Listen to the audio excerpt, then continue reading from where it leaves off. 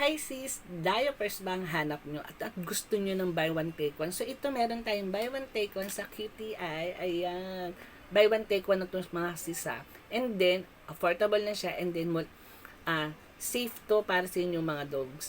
Dahil nga wala siyang rashes. And then, tagang tight talaga yung pagkadikit ng diapers ng QTI. So, sa medium size, meron tayong 13 pieces. So, sa loob ng isang pack na yung mga kasasa. And then, buy one take one. So, meron na kayong 26 pieces na diapers para sa mga medium dogs nyo.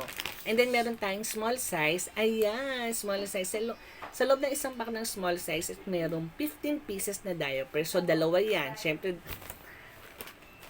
ayan, 30 pieces kagad mga kasis. So, pang isang buwan na yun. Oo. Kaya mga kasis, nasa yellow basket na yan. Ayun sa baba, nasa yellow basket ng mga kasis. Meron tayong sizes na available. Meron tayong extra small, small, medium, large, and extra large.